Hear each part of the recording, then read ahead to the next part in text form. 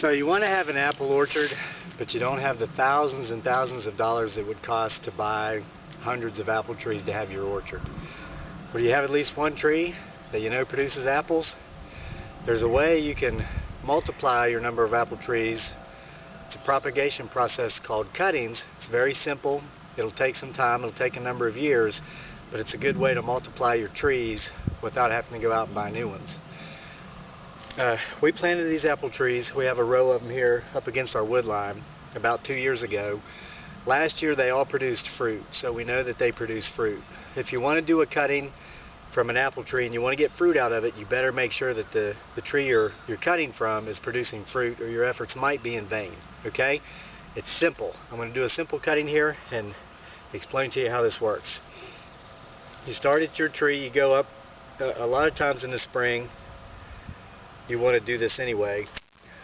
Come along and just kind of prune off some of the sucker limbs towards the bottom, because this will allow your tree to grow more robustly, and it'll actually use its own energy to produce more limbs close to where you did the cutting, so you'll have a thicker canopy, and in time you'll have more apples. Okay? Now, when do you want to do it? You want to make sure that you wait at least until you're getting buds. You can see the buds on this one. That means it's coming out of dormancy. It's starting to just burst forward with life, and it's going to root faster when you soak this in water. Now, I'm going to show you by example of some cuttings I did earlier in the week exactly how this works. It's a simple process, and I'm not going to do it with one of the clippings I just made from the apple trees. I'm going to do that down in my workshop here in just a minute. It's going to take me 10 or 15 minutes, and I don't want to take up that much of your time. But I'm going to show you, I've done them with golden forsythia, and a couple of days ago I did some with weeping willow, because we're propagating a beautiful weeping willow tree we have. So I went by, clipped off just like I did with this apple tree from the weeping willow, and then you basically just take your clippings that your cuttings that you cut off, like I did with the apple tree. You cut them down. I do about foot-long lengths, sticks, and then you take a knife or a razor blade or whatever I use my pruners, and just kind of scrape off the bark there at the base. Take off all the leaves except for maybe leave one or two up at the top, and then you just soak them in a jug of water. You can use a jar.